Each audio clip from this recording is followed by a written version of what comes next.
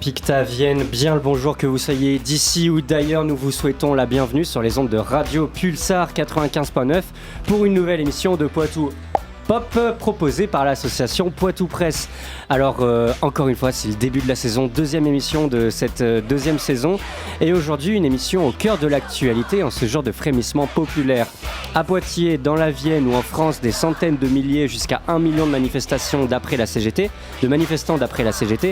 ont foulé le pavé face à la politique capitaliste et néolibérale d'Emmanuel Macron. Et alors, pour parler de ce sujet, nous avons quelques invités. Alors, on reçoit Sébastien de la CGT de Montmorillon, bien le bonjour. Bonjour. On reçoit Eden, militante queer de Poitiers, artiste drague et mobilisée dans la mobilisation étudiante, bien le bonjour. On a également Arthur qui va nous préparer sa chronique Cinémarx, bonjour. Bonjour. Ça va parler de quoi de ta petite chronique ? Tu veux nous spoiler un peu ou pas trop ? On va parler d'une entreprise capitaliste. Oh, ça c'est innovant. À la technique, nous avons bien entendu notre cher Edoui Plenaire. Salut. Et en différé de loin à travers le monde, nous avons notre cher Yurian, bien le bonjour. Et bonjour à toutes et tous. C'est plus en duplex qu'en différé. Ouais, mais oui, j'arrivais plus à trouver le mot aujourd'hui. Il a été une journée riche en sensations. Je savais plus quoi dire. Alors justement, ça tombe bien que tu prennes la parole parce que avant de commencer justement cette émission, enfin pour commencer cette émission plutôt, Yurigan, tu nous as réservé un petit reportage car notre association est allée à la fête de l'UMA et donc du coup tu nous as réservé un reportage. Ouais, c'est ça. Donc, je pense que Edoui peut lancer le magnéto. Alors, comme j'ai pas le talent de Guillaume Meurice, je pense que le mieux c'est de mettre le magnéto. Et j'ai fait les transitions dans l'enregistrement parce que je me sentais pas de. Là, j'ai juste appuyé sur le bouton et là, on t'entend pendant 7 minutes avec diverses personnes qu'on a interviewées. Donc, peut-être certaines voix qu'on le reconnaîtra dans le studio ici présente ou peut-être pas. Enfin, nous verrons. On verra. Restez avec nous sur Radio Pulsar 95.9 dans l'émission Poitou Pop. Cette année, avec une partie de l'équipe de Poitou Pop et de Poitou Presse, on était dans les allées de la Fête de l'Humanité 2025 et on est allé poser quelques questions aux personnes qu'on a rencontrées. Alors, on a commencé par leur demander qu'est-ce qu'ils faisaient dans les allées de la Fête de l'Humain. Et donc, on commence tout de suite avec Philémon qu'on a croisé dimanche matin. Il était en train de faire la queue pour s'acheter son petit déjeuner. Il allait acheter des crêpes. On écoute Philémon. Les dernières années, j'avais pas beaucoup de temps pour venir, mais à partir de cette année, là, je suis en train de donner de l'aide pour le Parti communiste du Val d'Oise, 95. Donc, je fais pas mal de soirées, je sers des bières en continu et voilà. Le PC du Val d'Oise où on a un petit déj qui est bon marché, bon rapport qualité-prix. Et non loin de là où on a croisé Philémon, il y avait également Evelyne et André, à qui on a posé la même question. Cette année, c'est comme les autres années, ça fait plus de 15 ans qu'on vient ici, à la fête de l'UMA. C'est surtout les débats, les concerts, et puis faire des rencontres à la rigueur avec des autres gens. Et vous ? Pareillement. Pareil, ouais. Et donc moi je suis arrivé sur la fête vendredi soir vers 17h et donc vers 18h j'étais à un stand de repos. Alors il y a un stand de mutuelle qui permettait d'avoir un espace au calme et donc quand je suis arrivé là j'ai rejoint certains de mes amis et de ma famille sur place et donc là on va écouter Adrien qui va nous expliquer pourquoi il était à la fête cette année. Je viens à peu près tous les ans, je m'appelle Adrien, ça fait une vingtaine d'années que je viens à la fête de l'Humanité. Donc c'est autant les concerts que les débats qui m'amènent ici. Alors tu dis une vingtaine d'années, mais est-ce que finalement ça ferait pas bientôt 30 quoi ? Oui, une trentaine d'années que je viens effectivement. Voilà, donc ça c'était pour Adrien et donc maintenant on va écouter Bruno qui était également présent ce vendredi quand je suis arrivé dans ce même espace. Qu'est-ce qui t'emmène cette année à la fête de l'UMA ? Bon là c'est un peu comme chaque année, mais déjà de voir les débats et aussi voir les camarades, notamment Alban et d'autres camarades que j'ai connus à Bordeaux, à Toulouse et dans toute la France et de l'ordre d'événements politique, de formation politique. Voilà. Et alors, après Bruno, donc dans ce même espace, donc on va écouter un de ses camarades, Alban, qui était présent aussi dans cet espace de repos le vendredi quand je suis arrivé sur la fête. On l'écoute nous expliquer pourquoi il était là cette année. La fête de l'UMA, pour moi, c'est un rendez-vous quasiment annuel. Je pense que sur les entre 15 et 20 dernières années, j'ai fait toutes les éditions sauf une seule.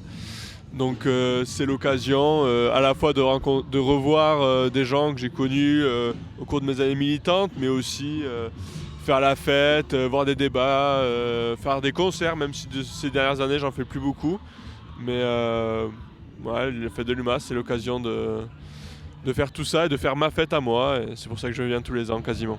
Et pour finir, on va écouter Flora qu'on a croisée également le dimanche matin. Alors Flora, elle va nous expliquer qu'est-ce qu'elle fait cette année à la fête de l'UMA et il faut savoir que c'est une exilée du Poitou qui est allée vivre en Île-de-France pour y trouver du travail. Alors moi je suis militante du Parti communiste dans le Val-de-Marne où j'habite aujourd'hui. Donc je participe en tant que bénévole sur les stands pour faire fonctionner nos stands puisque c'est ça notre objet aussi, de à la fois faire de la politique, essayer d'aller vers les personnes qui viennent à la fête de l'UMA pour parler avec eux et les convaincre de rejoindre le Parti communiste et de faire diffuser nos idées, et puis faire fonctionner nos stands aussi parce que ça nous permet de financer notre activité politique pendant l'année. Et donc, qui dit fête de l'humanité dit fête du journal L'Humanité, fondé par Jean Jaurès. N'hésitez pas à vous y abonner pour avoir un autre regard que celui qui est donné dans la plupart des grands médias détenus par des milliardaires. Et qui dit également fête de l'humanité dit lien fort avec le Parti communiste français. Et donc, qui dit Parti communiste français dit peut-être communisme. En tout cas, la question qu'on a posée aux gens qu'on a rencontrés, c'était de savoir un petit peu quel était pour elles et eux le fait qu'est-ce que être communiste aujourd'hui en 2025. Et donc on va commencer par écouter la réponse de Flora à cette question. Être communiste aujourd'hui, pour moi c'est défendre aujourd'hui encore les valeurs du communisme, espérer pouvoir sortir du système capitaliste dans lequel on vit aujourd'hui et qu'on subit tous, et s'organiser, se donner les moyens collectivement justement de sortir de ce système et d'aller vers un système plus juste pour tous les êtres humains, plus démocratique, enfin pour les travailleurs en tout cas. Quelques êtres humains, ça sera un peu moins agréable pour eux, mais ils seront bienvenus quand même évidemment. Plus juste et qui permettent une émancipation de tous aussi. Et on continue maintenant avec l'un de ses camarades de parti. Alors ils ne se connaissent pas, mais on va écouter maintenant Alban qui va également nous donner son point de vue sur cette question. Être communiste pour moi aujourd'hui, c'est porter un héritage. Un héritage, c'est être l'étendard de choses que les communistes ont réussi à mettre en place par le passé. Je pense à la sécurité sociale par exemple. Pour moi être communiste du coup aujourd'hui c'est forcément aussi être membre du Parti communiste, continuer à porter cet héritage dans une structure organisée, massifiée au plus possible et continuer le travail de construire peu à peu et de construire peu à peu la révolution, amener tous les citoyens à prendre conscience que la révolution est nécessaire et à y arriver in fine un jour. Et pour terminer, on va écouter un dernier témoignage, celui donc de Philémon, pour répondre à cette question, qu'est-ce que être communiste aujourd'hui en 2025 ? On écoute Philémon. C'est une bonne question, justement. Justement, ça fait écho à celle d'avant. En fait, être communiste, c'est partager, tendre la main à tous les gens qui ont besoin qu'on défende leur cause dans le monde aujourd'hui. Et être communiste, c'est plus que ça, c'est presque un besoin dans le monde d'aujourd'hui. On est sur une pente très raide et très glissante au niveau de la distanciation qu'il y a entre les gens, de l'égoïsme en fait même on peut dire, et le communisme est dans ça en fait. C'est un rempart contre les mentalités qui évoluent d'une manière un petit peu inquiétante. Voilà, donc ça c'était notre petit reportage, passage extrait pour cette chronique. Alors l'année prochaine, j'espère qu'on pourra faire encore mieux. Peut-être pourquoi pas avoir un stand dans l'espace des médias indépendants, voire pourquoi pas encore plus avoir notre propre stand. On y réfléchit. En tout cas, si ça vous a plu, vous pourrez retrouver des interviews un peu plus longues et détaillées avec les quelques personnes et même d'autres présentes dans ces extraits ici sur notre chaîne YouTube dans les jours à venir quand j'aurai le temps de les monter. Voilà, merci de m'avoir écouté sur cette chronique. Une dictature, c'est quand les gens sont communistes. Déjà, qu'ils ont froid, avec des chapeaux gris et des chaussures à fermeture éclair. C'est ça, une dictature, Dolores. D'accord. Et comment vous appelez un pays qui a comme président un militaire avec les pleins pouvoirs, une police secrète, une seule chaîne de télévision et dont toute l'information est contrôlée par l'État? J'appelle ça la France, mademoiselle. Et pas n'importe laquelle. La France du général de Gaulle. Notre chère France du général de Gaulle, en effet. Merci Yurigan pour ce petit reportage que tu as fait avec Edoui Plenel au sein de la Fête de l'Humain. On a hâte que tu montes ça pour l'avoir sur notre chaîne YouTube Ventre Presse. Et justement, à la suite de la Fête de l'Humain, il y a des journées de mobilisation. Et Yurigan, tu voulais commencer les débats par rapport aux journées de mobilisation. Si tu es toujours là... À moins qu'il soit plus là. Il n'a pas entendu. Alors, il est peut-être un peu sourd. Attends, comment ça se fait Tu veux que je lance ? Ok, c'est pas grave, on continue. Alors, du coup, on va pouvoir commencer à parler des journées de mobilisation du 10 et du 18 septembre, donc celle d'aujourd'hui. Ça a commencé lors de la journée de mercredi dernier. Oui, alors... Vas-y, continue. Yurigan en direct sur. Alors, je crois qu'il a trop de latence. Ok, pose la question. On va le faire en langue des signes avec la webcam maintenant. Non, mais. Donc, voilà, tu parlais des.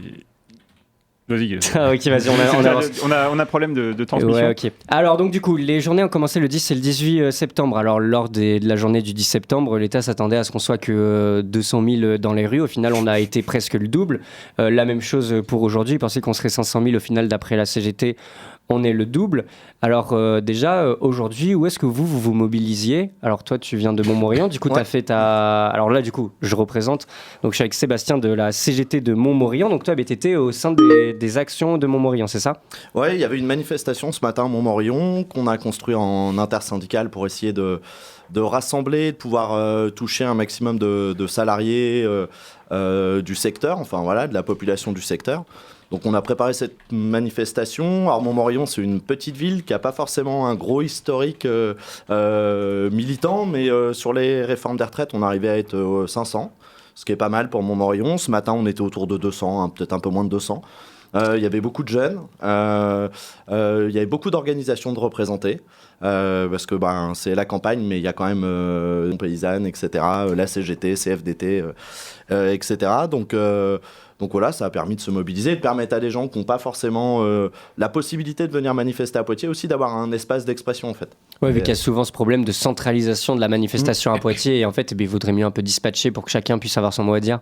C'est ça, et puis le 10 septembre, il y a eu une action qui s'est faite sur Montmorillon, donc le titre d'ailleurs de l'ANR était pas super sympa, c'était marqué les bloqueurs n'ont rien bloqué, je crois, le titre. Voilà, ouais, merci la rédaction de la Nouvelle République.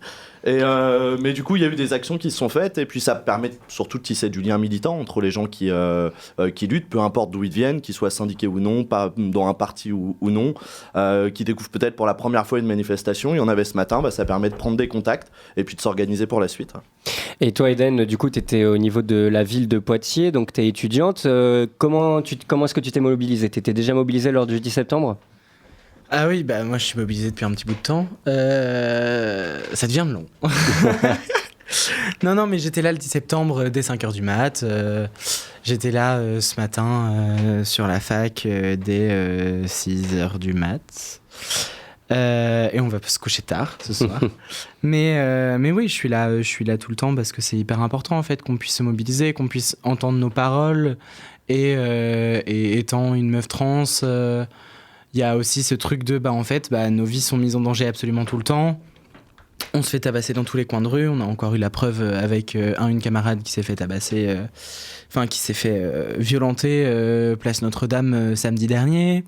Pareil avec le dernier féminicide. Et en fait, c'est juste rageant de voir qu'il y a encore des camarades qui s'en prennent plein la gueule. et de se rendre compte que y a des gens qui n'ont pas l'air encore de tilter que ça existe, qui n'ont pas l'air de tilter que il y a un problème en fait, et on peut pas attendre qu'il y ait des morts comme il se passe à Gaza par exemple pour réagir. Et en fait c'est rageant. Donc oui, on est là à 6h du matin, on est là à 5h du mat et on s'amuse et c'est chouette et on bloque et voilà quoi. Ouais, parce qu'au vu de ce que tu nous dis, en fait, il y a vraiment ce qu'on appelle un peu l'intersectionnalité de la lutte. C'est-à-dire qu'aujourd'hui, on va pas juste uniquement être face à Macron et face à Le Cornu, mais c'est tout un monde bourgeois et proto-fasciste, on peut appeler ça comme ça, qui est en train de se battre, qui est en train de se mettre face à nous et face auquel il faut se battre. Alors justement, tu parlais tout à l'heure d'intersyndical. Le 10 septembre n'était pas nécessairement une journée à appel à mobilisation syndicale. Quelle a été la position de la CGT par rapport à cette journée-là? Alors je vais pas parler au nom de la CGT, oui. Mais la CGT avait appelé, en tout cas les syndicats ont toute leur autonomie dans la CGT, donc il y avait déjà énormément de syndicats dans la Vienne par exemple, qui avaient appelé le 10, qui avaient rejoint les assemblées générales. Pour justement participer en fait et faire partie parce qu'avant d'être un adhérent de la CGT ou un représentant de la CGT, je suis avant tout un citoyen en fait, donc qui a décidé de m'organiser par le biais de la CGT, mais aujourd'hui en fait on est dans toutes ces actions là. D'ailleurs il y a beaucoup d'endroits en fait la CGT a été à l'initiative là où ça n'existait pas de créer des AG etc, alors que la CGT c'est les camarades qui la composent quoi. Donc voilà, on est partie prenante, on n'attend pas l'appel de Sophie Binet pour se mettre au garde à vous et partir. Voilà, ouais. Et d'ailleurs, je veux pas spoiler peut-être la suite du podcast, mais c'est un grand débat, ces dates intersyndicales qui viennent ponctuer la lutte comme ça. C'était justement ma prochaine question. On a eu pendant l'été un gros débat sur est-ce que les syndicats appellent pas un peu trop tard à la mobilisation, notamment Sophie Binet qui disait qu'elle arrivait qu'en septembre. Bon, il y a tous les contextes de vacances, il y a les ouvriers qui veulent aller se reposer, est-ce qu'on peut leur en vouloir ou non d'un moment mettre un peu en pause la lutte et de vouloir la reprendre un peu plus tard. Et donc oui, c'est les perspectives d'avenir. Quelles sont les perspectives d'avenir? Est-ce que on reste sur des mobilisations uniquement éparses, ou est-ce qu'on essaye d'intensifier le mouvement en faisant des grèves reconductibles? Vous, c'est quoi vos envies, vos trucs? Par exemple, à la fac, est-ce qu'il y a cette volonté de maintenir un mouvement comme on avait vu lors de l'an dernier avec la casse de l'ESR, de l'enseignement supérieur et de la recherche, où il y avait eu plus de 690 milliards qui avaient été enlevés du budget, et 690 millions 680 millions, 1,2 sur 2 ans. C'est ça. Et donc, du coup, il y avait une grosse mobilisation. La faculté avait été occupée pendant plusieurs mois. Est-ce que là, c'est la même chose, la même volonté de montrer que les étudiants et étudiantes, ils en veulent encore? Là, en vrai, je vais pas parler au nom des étudiants et étudiantes parce que je suis en aucun cas représentante bien entendu. des étudiants et étudiantes. Mais ce dont j'ai l'impression, c'est qu'il y a une motivation de ouf des étudiants et étudiantes de se remobiliser comme l'année dernière, dans le sens où elles veulent se mobiliser, mais pas dans le sens où elles veulent reprendre les mêmes modèles de mobilisation. Par exemple, aujourd'hui, l'objectif premier de déblocage, c'était vraiment de faire en sorte que les gens soient au courant qu'il y a une manif l'après-midi, qu'il y a un rassemblement, qu'on va pouvoir discuter, qu'on va pouvoir remettre des choses en débat. L'objectif, c'était vraiment de discuter avec les gens, et en fait... on était rendu à un stade où, franchement, en termes de blocus pacifiste, on n'était vraiment pas trop mal. On marchait sur des passages piétons en boucle. On a vu ça à plein d'endroits. On faisait des danstrades autour des ronds-points, comme le fait Snows en Bretagne le 10 septembre. C'était vraiment trop fun, c'était hyper cool. Et on s'est retrouvé heurté de plein de personnes qui n'étaient pas du tout, qui étaient très énervées, qui ne comprenaient pas le principe du blocage.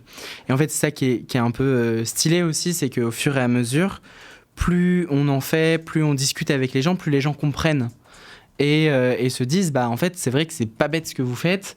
Et on le remarque tout le temps, c'est que là, on rajoute des dizaines et des dizaines de personnes à chaque fois, à chaque AG qu'on a à la fac en tout cas. On rajoute du monde qui veut vraiment se mobiliser. Et en fait, c'est à la fois de la massification, comme on aurait pu l'appeler l'année dernière, mais c'est aussi de la repolitisation. Parce qu'on a vraiment cette dynamique de on récupère du monde, mais vu que c'est petit groupe par petit groupe, ça nous permet de vraiment rediscuter politique, rediscuter anti-rep, rediscuter plein de sujets très précis pour mieux se comprendre et mieux travailler ensemble. Et on voit d'ailleurs dans les assemblées générales où l'assemblée générale de Bloc-Contour est trop chouette, mais on part très vite dans tous les sens parce qu'on a plein d'idéaux politiques différents, mais avec des valeurs qui restent quand même intacts ensemble. Alors qu'à la fac, tous nos idéaux politiques, on en a déjà parlé l'année dernière. Du coup, aujourd'hui, on est en capacité de se remobiliser très pratico-pratique, entre guillemets. Enfin, ce matin, on savait où trouver ceci, où trouver cela, comment faire ceci, comment faire cela, parce qu'on s'était déjà organisé ensemble avant. Et je pense que c'est aussi ça la force du mouvement étudiant de l'année dernière, c'est que, en fait, c'était un échauffement l'année dernière. C'est pour se préparer à cette année, finalement. Et on peut, du coup, s'organiser ensemble et arriver avec Bloc en Tout et dire « Ok, nous, on sait déjà s'organiser ensemble, on veut vous aider, faisons un truc ensemble. » Et je pense que c'est toute la magie de ce mouvement. Oui, parce qu'il y a justement la question de la politisation qui est extrêmement importante. Comment est-ce que les syndicats, justement, peuvent mettre en place une sorte de conscience de classe ou conscience de lutte au sein des ouvriers ? Est-ce que toi, tu le ressens, cette dépolitisation ou cette repolitisation maintenant des militants et des gens qui viennent en manifestation, Sébastien ? Déjà, je vais revenir aussi sur la question que tu posais juste avant. La CGT, en fait, tout l'été, dans énormément de secteurs. Alors, je vais parler d'un secteur celui que je connais le mieux, c'est le secteur de l'énergie. Il y a eu un gros déploiement qui s'est fait et depuis le 2 septembre, il y a des piquets de grève partout en France. Il y a encore plus de 200 piquets de grève aujourd'hui sur une grève reconductible décidée par les salariés en assemblée générale localement, organisée portée par la CGT sur des revendications qui sont des revendications salariales, des revendications sur un service public de l'énergie, sur la baisse de la TVA, de la passer de 20% à 5%, sur tout un tas de choses comme ça et qui viennent s'intégrer aujourd'hui au mouvement du 10 septembre, Bloc en Tout, etc. Et tout, donc c'était pas dans l'attente en fait. Ensuite, sur la repolitisation du mouvement, c'est un travail qu'on fait tous les jours. Moi, la CGT, c'est un outil que j'ai dans mon entreprise qui va me permettre d'aller discuter avec mon collègue, discuter des problématiques de travail ou autres, la discussion qu'on peut tous avoir au travail ou à la fac, ou etc. Et sur ces questions-là, en fait, amener à découvrir une conscience de classe en fait. Et à la CGT, c'est ce qu'on fait depuis 130 ans. Voilà, on fête les 130 ans cette année. Mais et même avant avant la CGT, mais et du coup on a de la formation syndicale, on fait des assemblées générales, etc. C'est dans notre ADN en fait.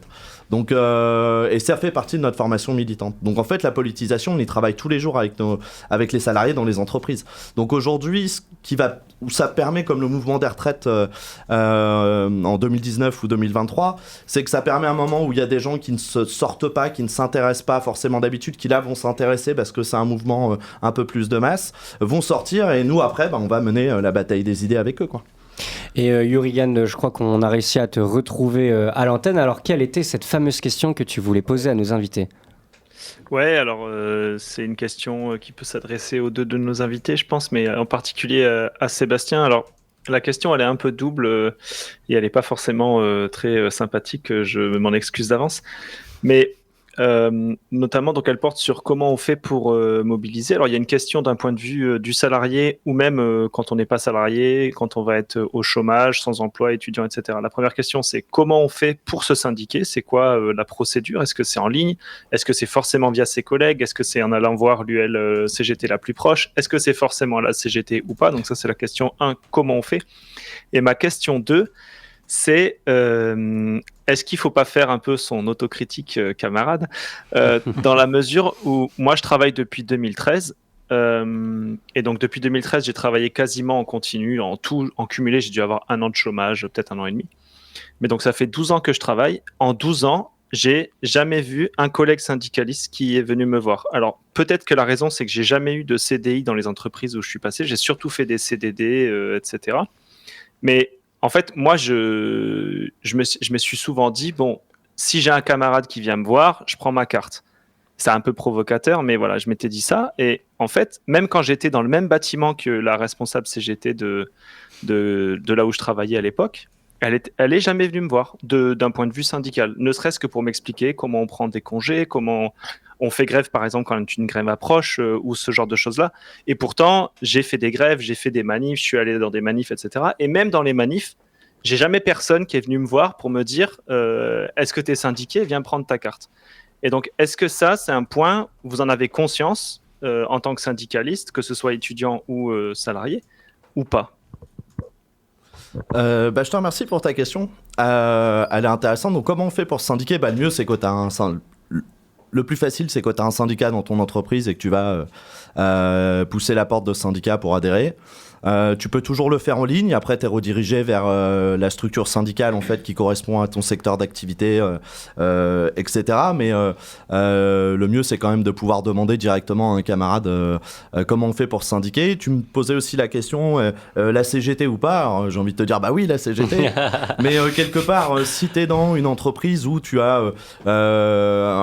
ça arrive à des endroits où tu as un syndicat Sud ou un syndicat CFDT qui est actif, qui fait le taf et qui est représentatif dans cette boîte, en fait, va là où ça t'est utile pour mener la lutte que tu as à mener, en fait.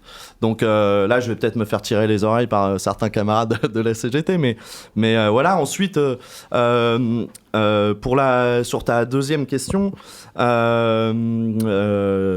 y avait même plusieurs questions dedans.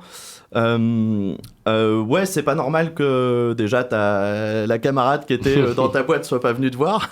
Pas cool la camarade. Voilà. Il y a peut-être des raisons, hein, mais la CGT, comme on dit chez nous, la CGT, c'est toi qui l'as fait. Et donc, ouais, dans ta boîte, en fait, c'est à toi. Moi, j'ai déjà été dans des lieux où j'étais le seul syndiqué, avec l'envie de me syndiquer. J'ai été prendre ma carte et je suis allé voir des collègues pour leur faire prendre leur carte. Donc, si personne est venu te faire prendre ta carte dans ton entreprise, c'est que t'as pas fait le taf, mon camarade. Parce que c'est à toi, en fait, personne éveillée sur ce podcast où on se dit marxiste, en fait. Si t'es un camarade et t'es dans notre camp, tu vas prendre ta carte, tu bouges ton cul et tu vas faire réveiller tes collègues. C'est une sacrée bonne réponse.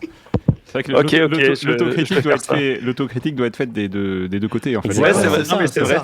Ça. Mais un peu pour prolonger la question, je rebondis sur la balle prise au passage. Ça marche. Ça marche dans des entreprises qui ont une certaine taille. Et on sait qu'il y a les petites entreprises les petites entreprises sont un désert syndical. Souvent les entreprises avec 1, 2, 3 salariés, bon là il n'y a pas de section syndicale en tant que telle, il peut y avoir quelqu'un qui est syndiqué mais c'est rare quand même. Et aussi ce que révèle ta réponse, c'est que dans la plupart des syndicats, c'est pas que le tien, disons l'adhésion se fait dans des syndicats de branches, voire d'entreprises. Et quand on jongle entre différents postes, différents statuts, différentes entreprises, parfois dans un délai de 1 an, on peut changer deux fois d'entreprise, c'est plus compliqué. Et alors, j'avais eu vent, on va dire, d'un syndicat, je ne nommerai pas lequel, pour pas créer des guerres de chapelle, mais qui avait une section travailleurs isolés. Est-ce que c'est quelque chose qui peut exister, par exemple, à la CGT, pour des gens qui seraient dans des emplois un peu trop précaires pour être dans une branche donnée, quoi ? Oui, il y a sur les travailleurs isolés, il y a aussi un collectif chômeurs rebelles à la CGT. Il y a une CGT intérim aussi, parce que une boîte d'intérim c'est une entreprise aussi, et qu'on soit intérimaire ou salarié de cette boîte d'intérim directement, il y a des choses qui s'organisent. Et après, ouais, c'est toute la difficulté qu'on a dans les petites boîtes. Parce que si je bosse dans une boulangerie, il y a 2 salariés, je me syndique à la CGT, c'est pas la même bataille qu'on mène au quotidien que moi à EDF où c'est Marcel Paul qui a créé la boîte avec un statut particulier qui me permet de m'exprimer, quoi. Je crois que tu as plutôt bien répondu à cette question. C'est ainsi qu'on va pouvoir clôturer la première partie de l'émission, faire une petite pause boisson pour boire de l'eau parce qu'il fait extrêmement chaud en cette journée de mobilisation. Et du plein air, je te laisse présenter la prochaine chanson qu'on va écouter sur les antennes. C'est en lien avec le syndicalisme, précisément avec les 130 ans de la CGT, puisque ça s'appelle The Rich Better Give Me Money. Sacré accent. Alors j'ai loupé le nom de l'artiste qui la chante. C'est Thérèse. Mais comme c'est un album, en fait c'est un album collectif qui vient de sortir. Et dont il y a eu un super concert à la fête de l'UMA, donc c'était Thérèse. Mais bon, après on va dire que comme c'est un album collectif, on a qu'à dire qu'on efface son nom comme le nom de tous les autres artistes, puisqu'il y a au moins une vingtaine d'artistes. On collectivise cet album. Exactement, on collectivise cet album, donc c'est les 130 ans de la CGT, donc on va même donner les crédits à la CGT. Petite anecdote, Jean-Paul Belmondo aussi avait fait un truc pour la CGT, mais il y a un film pour la CGT en son temps. Oh là, j'ai peur. Donc on écoute tout de suite The Rich Better Give Me Money et retrouvez-nous dans quelques minutes pour la suite de l'émission Poitou Pop. Jean-Paul Belmondo. Ah bah non, on va pas laisser pourrir dans le coffre en fait. Non. 7, 8, 4, 7, c'est trop.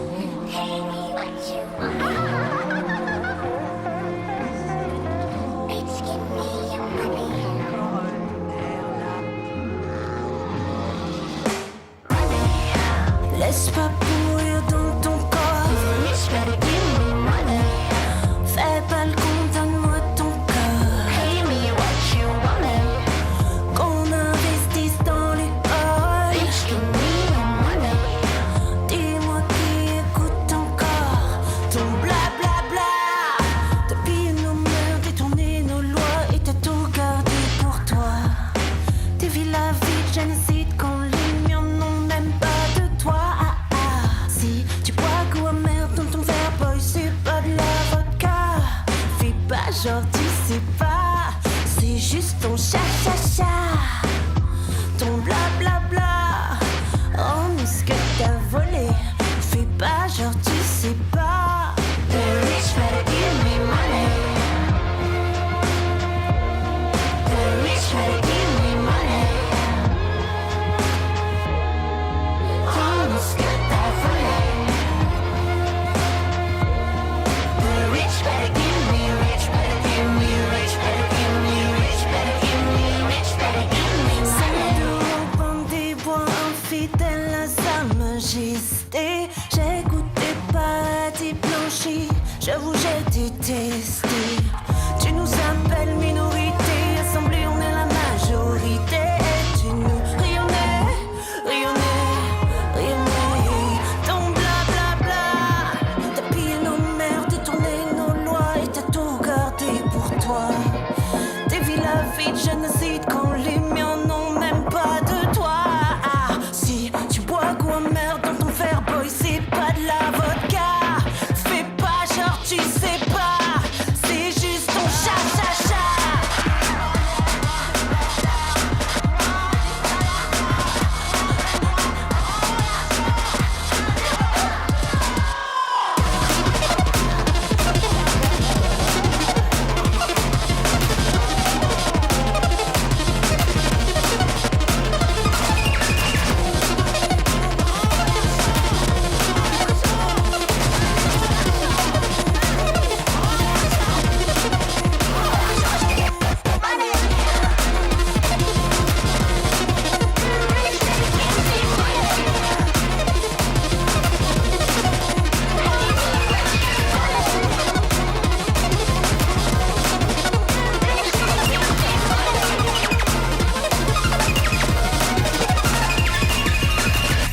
Nous aussi, on aimerait bien que vous rendiez l'argent, s'il vous plaît. Un peu. Un tout petit peu. Pulsar.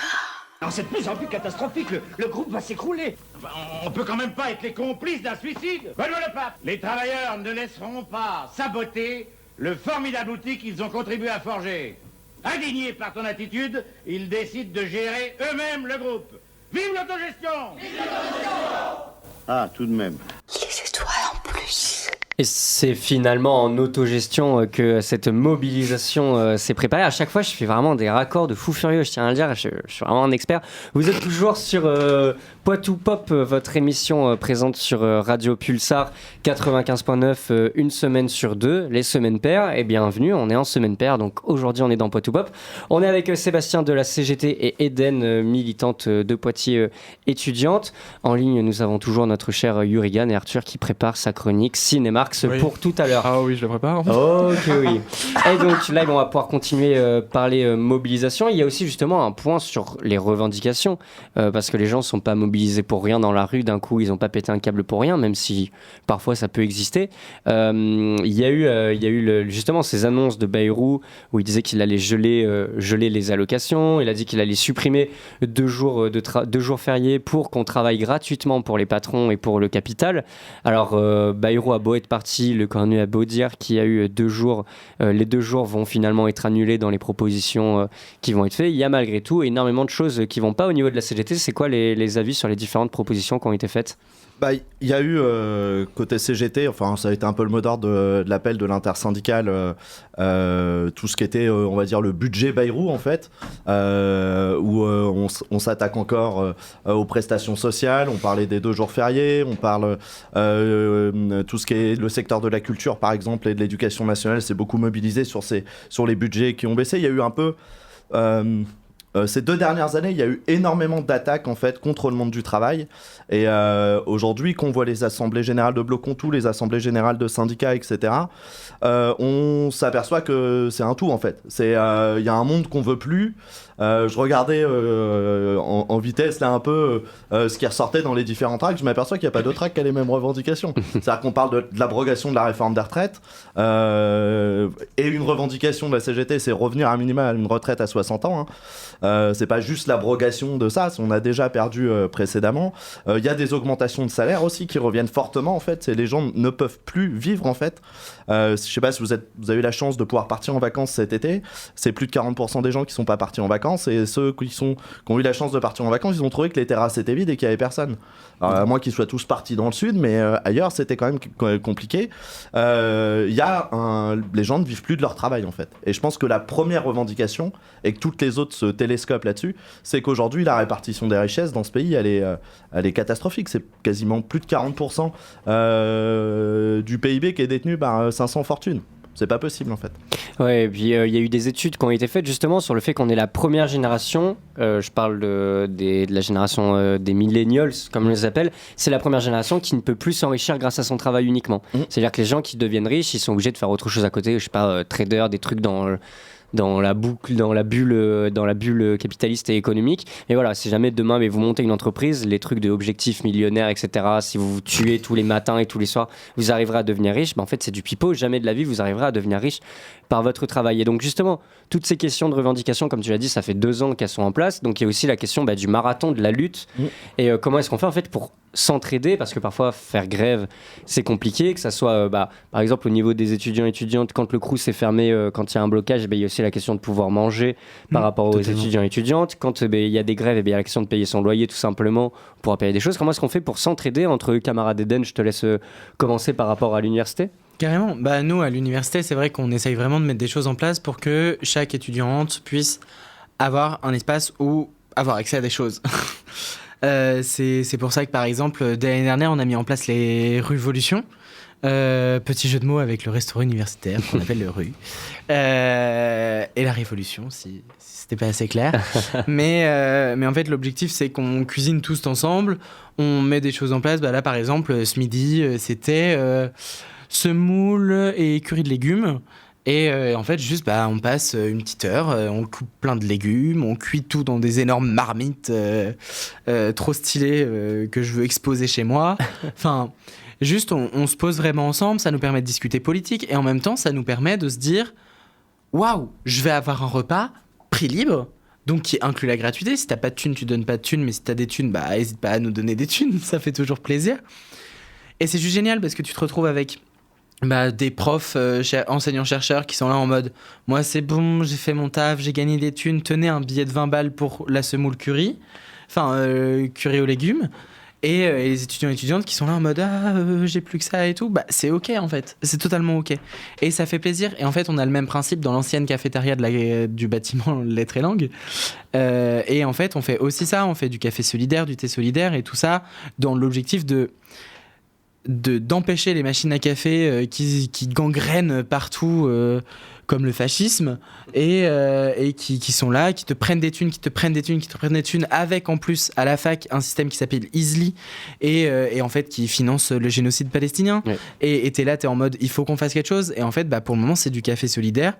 Et ça fonctionne, en fait. D'autant que, en plus, ça, les cafés à l'université, ça change en fonction des facultés. Quand t'es en droit, ça va parfois te coûter 80 centimes. Quand t'es en sciences sociales, ça va te coûter 50. Tout à fait. Donc, il y a même une disparité par rapport à fonction de là où t'es, comment tu peux consommer. Totalement. Dans le bâtiment où il y a les futurs profs, là, ceux qui font MEF, leur café, c'est le moins cher.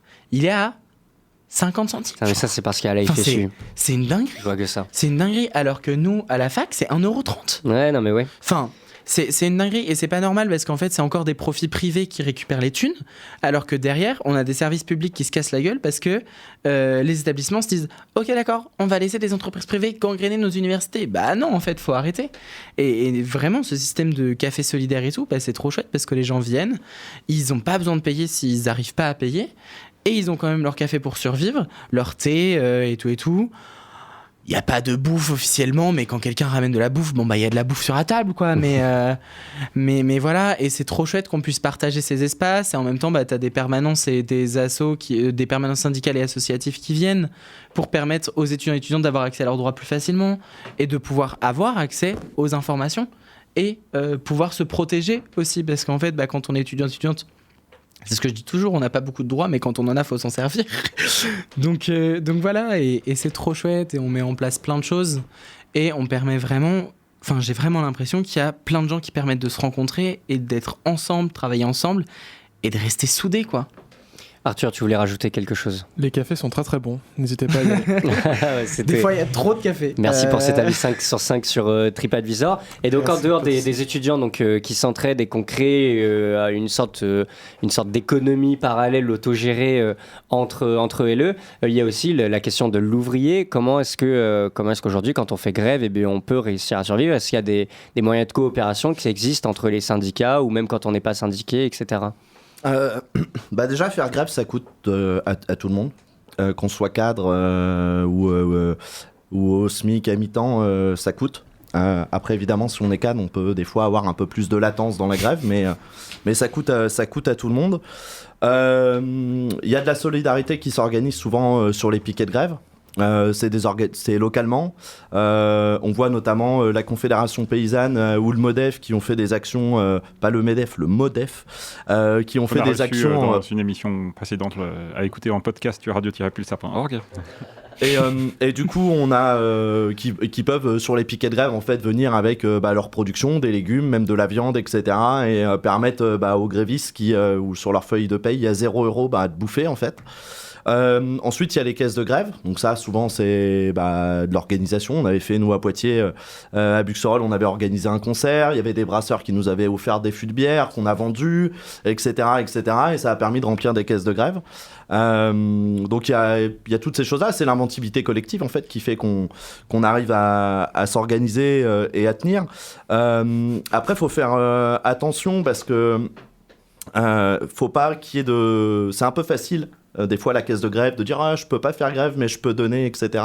On a tous un moyen d'action, il faut avoir un levier sur l'économie quand on veut faire grève. Si vous dites non mais moi je peux pas faire grève, ça sert à rien, je vais donner parce qu'à EDF ou les cheminots ils font grève, c'est perdu en fait. Moi j'ai pas envie de faire grève et que tu me payes mon salaire parce que je fais grève, j'ai envie qu'on fasse grève ensemble pour gagner, sinon c'est perdu en fait. Il y a ce côté grève par procuration qu'on entend souvent, alors il faut donner, qu'on peut donner dans les caisses de grève, etc.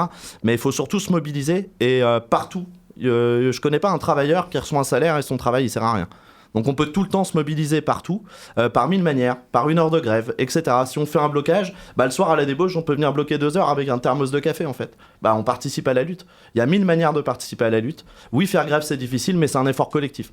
Si demain en fait tous les salariés font grève, demain soir c'est réglé le problème. Voilà. C'est ouf. Donc, au lieu de boire une bière, venez apporter du café. Justement, tu parles de faire grève. Alors, moi, il me vient une question un petit peu... en fait, justement, il y a eu ce mouvement du 10 septembre qui a émergé un petit peu comme ça sur les réseaux sociaux et tout ça, de façon un peu spontanée, on va dire. Et après, il y a eu les syndicats dont un certain nombre ont appelé au 10 septembre, mais ils se sont dit après, tiens, on va aussi appeler au 18 septembre. Parce que les syndicats étaient réticents pour certaines raisons parfois justifiées de se joindre à un mouvement du 10 septembre qui était un petit peu mal défini, en tout cas au départ. Mais du coup, je vais poser une question con, pourquoi avoir choisi le 18 septembre et pas le 11 septembre? Parce qu'à la limite, il y aurait eu le mouvement un peu spontané et peut-être un peu flou du 10 septembre qui aurait eu lieu de toute façon, et après le 11 septembre, il y aurait eu les syndicats qui seraient mêlés, et ça aurait fait 2 jours consécutifs, ça aurait peut-être eu plus d'impact que de faire un truc une semaine, puis un truc une semaine après, etc. Non ? Mais oui, alors de moi c'est un truc qui m'agace là, les dates saute-mouton un peu comme ça, donc je vais pas être forcément gentil avec les organisations syndicales, mais en fait déjà il faut que ça parte de la base, c'est-à-dire que c'est pas comme je disais tout à l'heure Sophie Binet qui dit allez grève générale. C'est les salariés qui se mettent en grève et c'est la grève. Voilà. Et donc, ce qui se passe dans les entreprises, c'est que si, en fait, les syndicats localement, ils avaient tous appelé au 11 septembre, on aurait vu Sophie Binet sur toutes les chaînes dire le 11, c'est grève reconductible, c'est parce que, voilà, ça bouge de partout. Il y a cette réalité-là aussi qu'il faut voir, c'est que dans les entreprises, on n'est pas, même là aujourd'hui, on n'est pas sur une mobilisation où il y a faut que ça se construise, en fait. Après, quand on parle des dates qui sont posées par l'intersyndicale, alors je suis pas dans les petits papiers, je connais pas la raison de pourquoi, je vais pas regarder s'il y avait un texte qui était voté au Sénat ou je sais pas où, des fois ils se calent sur cet agenda-là. Nous, par expérience, on le voit sur les retraites, ces dates saute-mouton, que nous on est hors conductible, on est en grève depuis plus de 2 mois, on a 0 sur notre feuille de paye, et qu'on voit que l'intersyndicale appose des dates tous les 15 jours, au début c'est toutes les semaines, après tous les 15 jours, les mardis ou les jeudis, on alterne. C'est tous les trimestres. Voilà, mais on a envie de dire, mais j'espère au moins que les bureaucrates qui décident ça, en fait, ils mettent 100 balles dans la caisse de grève, parce que nous on y est en fait. On y est, et puis en plus de ça, c'est que des fois, ils posent une date à 6 mois, on a vu ça, t'as une date à 6 mois, au mois d'octobre, le jeudi, on va faire grève. Et toi, t'es représentant syndical, dans ta boîte, t'es obligé d'y aller, sinon ton collègue, il dit, oh bah tiens, la CGT à l'appel, mais lui, il a pas été, quoi. Donc en plus, je perds 100 balles pour rien, parce qu'on va se retrouver entre militants sur une manif où il y a personne, puis on va être là, bah oui, il y a personne, oui. Voilà, ça, c'est qu'on inverse un peu la construction du rapport de force dans la rue.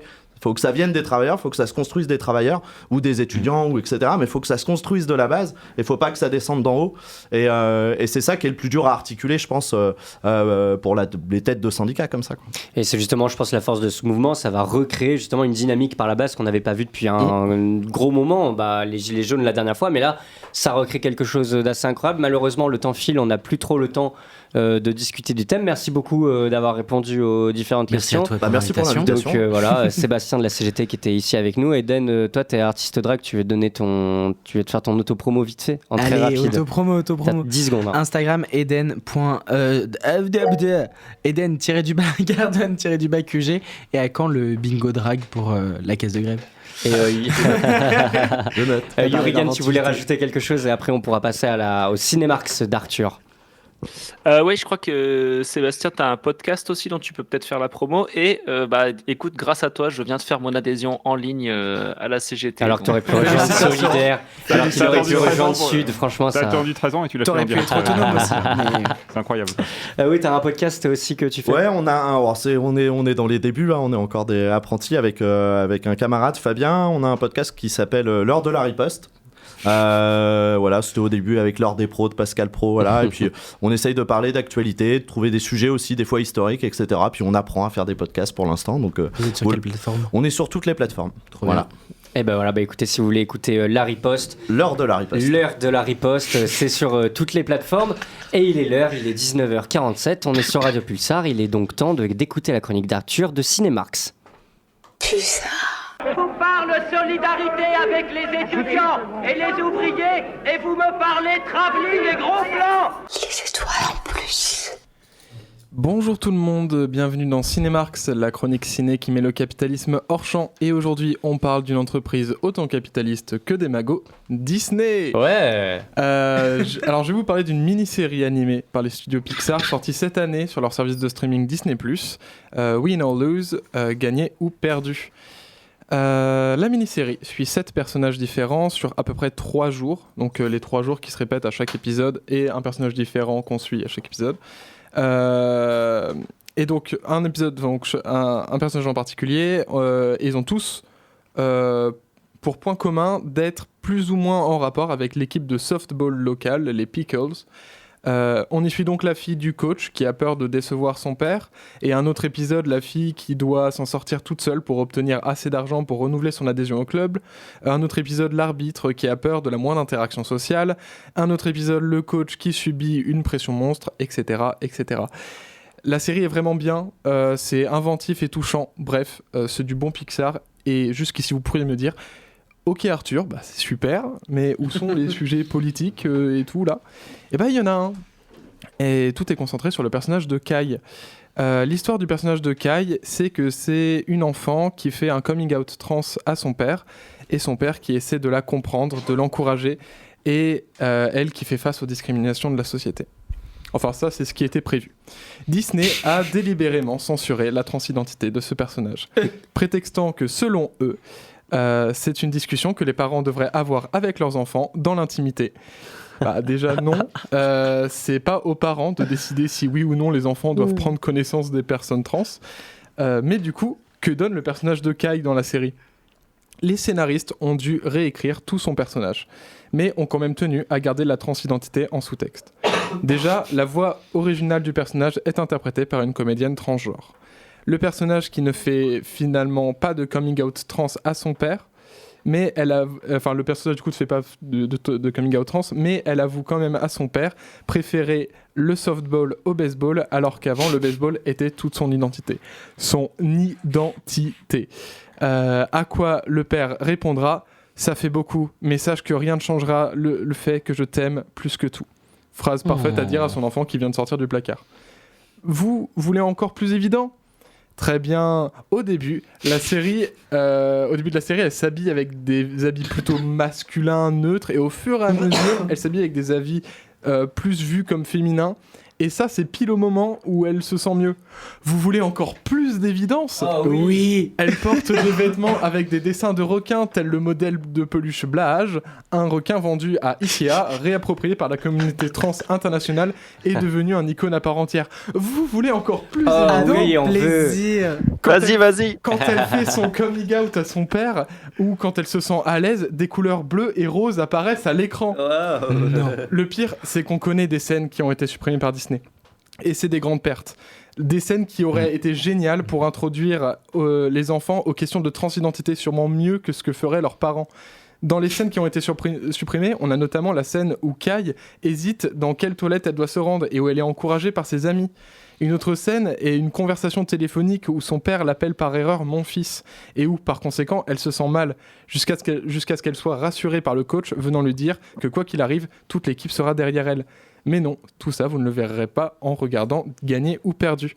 On est si proche de parler ouvertement de nos adelphes trans, mais ça bloque pour Disney et les auteurs sont obligés de se cacher, de passer par des métaphores en Big 2025. Et en général, ça bloque pour le moindre personnage LGBTQI+, dans les films Disney. Si bien qu'à la moindre apparition de quelconque personnage LGBT, ça crée un tollé. On se souvient de l'énorme polémique pour un bisou lesbien dans le film Buzz Éclair, une scène de moins de 5 secondes. Disney a toujours eu une communauté LGBT assez importante derrière eux, et qui n'attendent que ça, d'avoir de la représentation, de la vraie avec des personnages principaux. Mais au bout du compte, Mickey préférera toujours faire plaisir à Donald.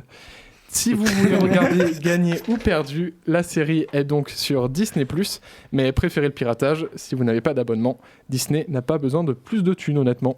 Et oui, et pirater, c'est s'ouvrir à la culture, donc piratez-moi ça, les chacals. Et bah écoute, merci beaucoup Arthur pour cette chronique de Cinémarx. Tu peux redonner le titre de la série ? Gagné ou Perdu.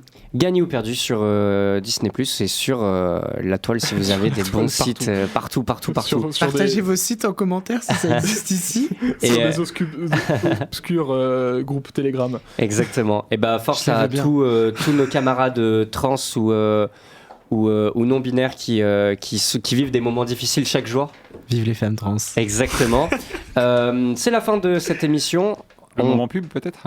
Le moment pub, bien entendu. Donc Poitou Presse, une association qui produit cette émission, mais produit aussi d'autres supports. Nous avons la chaîne YouTube Ventre Presse, le journal Le 30, journal papier qui va en devenir, on va dire, dont vous pouvez vous procurer le premier numéro datant d'avril à l'envers du bocal ou sur demande via le site Helloasso. Vous avez aussi du coup le site le30.info qui reprend certaines pages du journal, mais pas tout parce qu'il faut quand même l'acheter. Et vous avez aussi la nouvelle Radio Slip, un site parodique, et nous avons aussi surtout la chaîne Twitch à Bain-Couillon, où on va reprendre les lives avec Arthur en force dès qu'il m'aura rendu le matos, ce fumier. Mais je te rends le matos dès qu'on fait un live, en fait, c'est le principe. C'est vrai que c'est un peu le principe. Voilà. Et Poitou Presse aussi est capable de faire un peu de bouffe pour financer ses activités, donc nous avons aussi du matériel éventuellement à prêter pour celles et ceux qui voudraient faire des cafés, machin, des piquets de grève et tout ça. Alors des piquets de grève. N'hésitez pas, contactez-nous, vous vous débrouillez sur nos médias sociaux, vous pouvez nous retrouver pour nous contacter. Et voilà, et toutes les vidéos qu'on a tournées aujourd'hui et lors de la mobilisation du 10 seront bientôt retrouvables sur notre chaîne YouTube Ventre Presse ou sur le compte Instagram Poitou Presse si vous le souhaitez. En tout cas, merci beaucoup Eden. Et de rien, ça me fait toujours plaisir.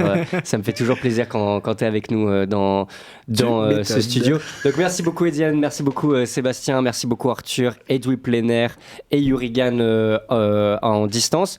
Surtout n'oubliez pas que samedi après-midi, il y a une marche blanche à 15h en souvenir d'Inès, une femme qui s'est fait tuer par son ex-mari, alors pourtant qu'elle avait porté 20 000 plaintes entre juillet et début septembre. Donc voilà, une marche blanche est faite ce samedi et c'est important de se mobiliser aussi contre les féminicides parce que la police encore une fois ne fait pas son travail, donc il est temps d'aller dans la rue pour montrer ça également.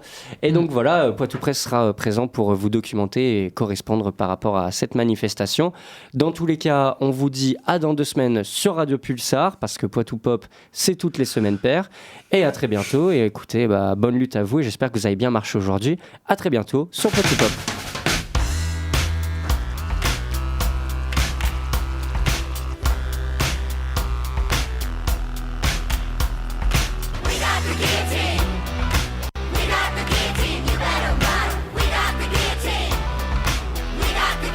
You better